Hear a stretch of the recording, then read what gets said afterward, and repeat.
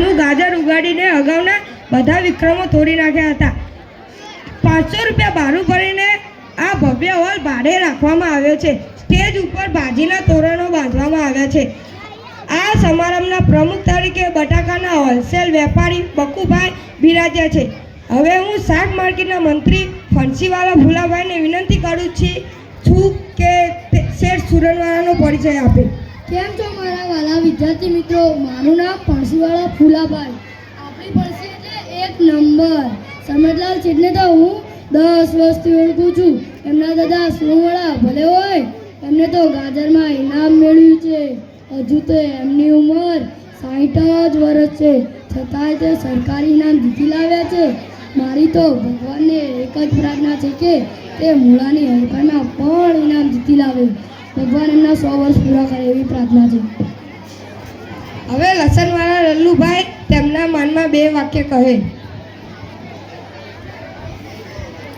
કેમ છો મારા વાલા વિદ્યાર્થી મિત્રો? મારું નામ લસણવાળા લલ્લુભાઈ. મારું લસણ એટલે એક નંબર. ભાઈઓ, સમરલાલ સુરનવાળા તો આપણા શાક માર્કેટની શોભા છે. જેમ શાક સ્વાદિષ્ટ સુગંધીદાર બનાવવું હોય તો લસણ વિના ચાલે નહીં, એમ આપણા શાક માર્કેટમાં પણ સુવાસિત કરવામાં છે સમરલાલ સુરનવાળાનો ફાળો છે. હું પ્રભુને પ્રાર્થના કરું છું કે સુરનવાળા શેઠને સ્વસ્થ લસણની જેમ ચારકો ફેલાઈ જાય. હવે બટાકાના હોલસેલ વેપારી બકુભાઈ ને વિનંતી કરીશ કે શેઠ સુરનવાળાનો પરિચય આપે. મારું નામ છે બટાકાળા બકુલભાઈ. આપણા બટાકા એટલે એક નંબર. બજારમાં કોઈનો નંબર ના બાંધ્યો. મારા સુરનવાળા શેઠનો સંબંધ તો અદ્ભુત છે. એ સુરનવાળા હું બટાકાળો. હવે બંને ફરાળીએ. શેઠનો સંબંધ તો મને બટાકા જેવો લાગે છે. એ મોટા પ્રતનથી માંડીને નાના રીકડીવાળા સાથે, પોલીસ જમાદાર સાથે અને ફોજદાર સાથે અને પટ્ટાવાળા સાથે તરત મિક્સ થઈ જાય છે. જેમ શાકભાજીમાં બટાકા કોઈ બી શાકભાજીમાં મિક્સ થઈ જાય છે, રીંગણ સાથે, કારેલા સાથે, વટાણા સાથે અને વગેરેની શાકભાજીમાં તરત મિક્સ થઈ જાય છે. બટાકાની માફક સુરનવાળા શેઠ પણ મળતા જ વાળા છે. બીજું મારે કશું કરવાનું નથી આવતું. બટાકા સૌને ભાવે છે ને? મહિલાઓને ભાવે, પુરુષોને ભાવે અને છોકરા તો તેનો સ્વાદ વસે માણે છે.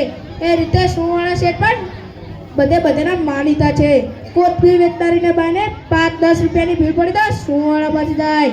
કોઈ વેપારી નાની ભર ભીડમાં ફસાય તો સુરનવાળા પાછી જાય. અને માર્કેટના ઝાડુવાળાને લગ્ન માટે લોન દે સુરનવાળા પાછી જાય. બીજું મારે કશું કરવાનું નથી આવતું. આ ફેર તો તેમને ગાજરમાં ઇનામ મળ્યું છે.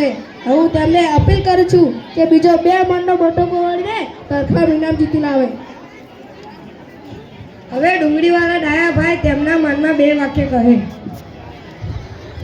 મારું નામ છે ડુંગળીવાળા ડાયાભાઈ. મારી ડુંગળી એટલે એક નંબર. મારી ડુંગળી આગળ બકુભાઈ બટાકાવાળાના બટાકાનું પણ કાંઈ ના આવે. સમ્રાટ શેઠને ભલે કોઈ લસણ જેવા કહે કે બટાકાના હોલસેલ વેપારી બકુભાઈ ભલે તમને બટાકા જેવા કહે, પણ હું તો તેમને ડુંગળીના દડા સાથે સરખાવીશ. ડુંગળી જેમ ગરીબો માટે આશીર્વાદ છે, ડુંગળી વિના આખી જ દુનિયા દૂર થઈ જાય. અને ડુંગળીને તો કસ્તુરી પણ કહેવાય છે. અને ડુંગળીનું તો કચુંબર પણ થાય છે. અને ડુંગળીને તો ભજીયા વાત કરતા મોંમાં પાણી છૂટવા લાગે છે. ભજીયા સૌને ભાવે છે ને? એમ આપણા સમ્રાટ શેઠ પણ ડુંગળીના દડા જેવા છે. એમની શાક કસ્તુરીની જેમ દૂર દૂર સુધી મહેકે છે. ડુંગળી જેમ ગરીબોને ઘેર પણ જાય અને શેઠિયાઓને બંગલે પણ જાય, એમ આપણા સમ્રાટ શેઠ પણ ગરીબોની ઝૂંપડીમાં પણ જાય અને મિલ માલિકોના બંગલે પણ જાય. એમને કશી જ વાતનું અભિમાન નથી. તેઓ ડુંગળીની જેમ અનેક ઉપયોગમાં આવે તેવા પરોપકારી છે. ચાહે રેલ રાહતનું કામ હોય કે રામ રોટલા આપવાના હોય, તેમાં તેઓ મોખરે હોય છે. હું તો એટલું જ કહીશ કે સુરનવાળા શેઠજી ડુંગળીની જેમ ગરીબ તવંગર સૌની સેવા કરતા રહેજો. 2 મિનિટ બોલવાની રજા આપવા બદલ આભાર. સાહેબ, મને 2 મિનિટ બોલવાની રજા આપો. હા કરશીભાઈ, હા કેમ નહીં? કેમ છો મારા વિદ્યાર્થી મિત્રો અને વડીલો? મજામાં ના? શેઠ સમરલાલ તો વેજીટેબલના વેપારી છે, પણ હું નોન વેજીટેબલ છું. કારણ કે હું શાક વેચતો નથી, પણ આદુ મરચાં અને કોથમીરનો ધંધો કરું છું. અને બધા વેજીટેબલ ભાઈઓ તેમણે ડુંગળીને બટાકા જેવા કહ્યા, પણ હું તો કહીશ કે કે બટાકા કે દાળ કે કઢીમાં શાક કે કોથમીર નાખ્યા ફિક્કા લાગે છે. જે કોથમીર ના વાપરે તે અક્કલનો ઓથમી. શાક બધા સારા પણ મસાલો હોય તો શાક સ્વાદિષ્ટ બને છે. હું તો તમને કોથમીર જેવા કહીશ. એમણે 60 વર્ષના થયા પણ લીલી કોથમીરના જેમ તાજા ને તાજા જ દેખાય છે. અને બધા વ્યક્તિઓ ભાઈઓ કામ કરવા ભેગા થાય. શેઠ ના તો કામ ફિક્કું પડી જાય ને શેઠ કામ હાથ પાડે એટલે કામમાં મગમગાટ આવે. બસ મારે આટલું જ કહેવાનું હતું. ઈશ્વરને પ્રાર્થના કરું છું કે શેઠને લીલી કોથમીરના જેમ તાજા ને તાજા રાખે.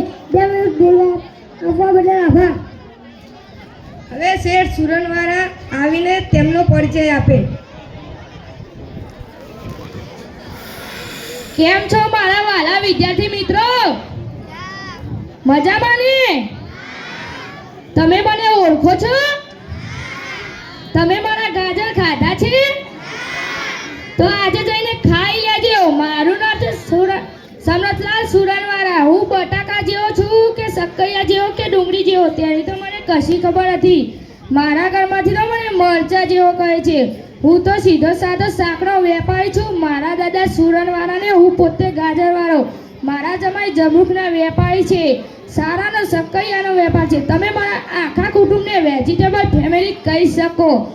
આપણે બધા શાકના વેપારીઓને પંચકુટિયા શાક જેવા સ્વાદિષ્ટ થયા છીએ. આપણા પર્સ પરના સરકારથી શાકભાજી ઊંચે આવશે. મેં ગાજરમાં ઇનામ મેળવીને કંઈ ભેંડો નથી માર્યો, પણ હવે સવારનું શક્કર ઉગાડવાનો પ્રયત્ન છે. પ્રભુની ઈચ્છા તમારા બધાને ભોગવવાની છે. સમરથલાલ કી જય.